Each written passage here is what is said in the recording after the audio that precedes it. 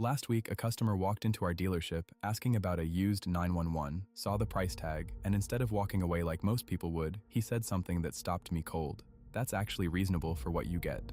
While Porsche's global sales dropped 10% in 2025, the 911 somehow grew by 1% and set another record with over 51,000 deliveries worldwide, even as luxury car buyers everywhere else tightened their wallets.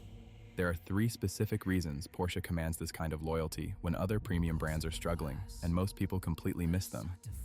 5 years after that customer's comment, I was underneath a 1978 911 Turbo at our shop when I realized something that completely changed how I understood Porsche's dominance. The engine was still sitting behind the rear axle, exactly where it had been for over 50 years, but every component around it told a story of relentless evolution without abandoning the core concept. While BMW had moved from naturally aspirated to turbocharged to hybrid powertrains across completely different chassis generations, and Mercedes had shifted from rear-wheel to all-wheel drive layouts multiple times, Porsche had spent decades perfecting the same fundamental engineering philosophy. The modern 911 still uses a twin-turbocharged flat-six configuration where the cylinders lie horizontally with pairs opposite each other, helping lower the vehicle's center of gravity for improved stability when cornering at higher speeds. The 2026 Carrera S and 4S produce 473 horsepower from their twin-turbo flat-six engines with 8-speed PDK dual-clutch automatic transmissions, nearly double the power of early 911s, while maintaining the exact same rear-engine layout that engineers in the 1960s committed to. Porsche has continually refined this concept to improve stability and handling instead of chasing whatever engineering trend was popular that decade. Placing the engine over the rear wheels improves traction when accelerating, and rather than abandoning this advantage for a more conventional mid-engine layout like their competitors suggested, Porsche doubled down and solved the handling challenges through advanced suspension tuning, electronic stability systems, and precise weight distribution. This obsessive consistency extends beyond just engine placement.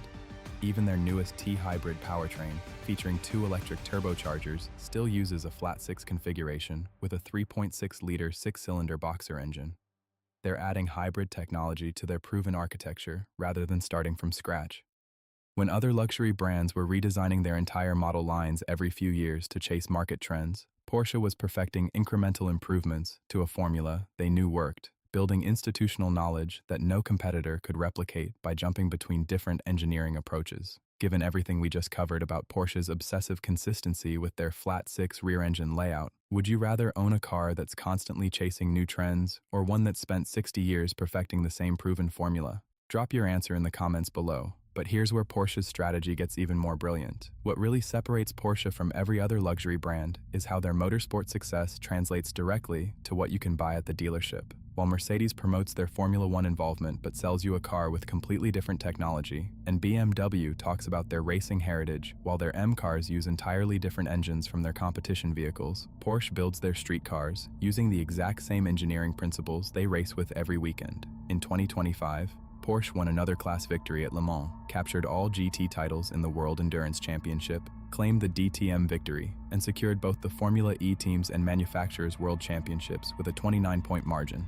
But here's what matters for anyone buying a 911. The twin-turbocharged flat-six engine in your Carrera S shares core technology with the power plant that won those races. The new 911 Cup racer competing in the Super Cup and Carrera Cups worldwide in 2026 uses the same fundamental architecture as the street car you can drive home tonight. When Porsche develops a new suspension geometry for their GT3R race car, those improvements eventually appear in the next generation of road-going GT models. When they perfect a new turbocharger design for endurance racing, it becomes the foundation for the next Turbo S. The third factor cementing Porsche's legendary status is their deliberate scarcity strategy. They've mastered controlled desire. The 911S/T celebrating the 60th anniversary was limited to exactly 1,963 units, while limited editions like the 918 Spider were restricted to just 918 units, the Carrera GT to 1,270 units, and the legendary 959 to only 337 units. Porsche's value over volume strategy means they deliberately manage supply and demand rather than chasing maximum production numbers. Each personalized 911 spends up to 6 days in their exclusive manufacturer facility, and customers wanting truly unique models can access their Sonderwunsch program for one-off customization. This isn't artificial scarcity for marketing. It's a business model built around maintaining exclusivity, while other luxury brands flood the market with variations and trim levels. These three factors, unwavering engineering consistency, genuine motorsport integration, and strategic scarcity, create something no competitor can replicate by simply copying one element. You can't build Porsche's reputation overnight because it requires decades of refusing to chase trends. Actually winning races with technology that reaches customers and having the discipline to leave money on the table by keeping production limited. Subscribe for more automotive deep dives and engineering analysis. These three decisions, consistency over trends, motorsport to street translation, and institutional knowledge that compounds over decades, are why Porsche commands loyalty when other luxury brands are struggling.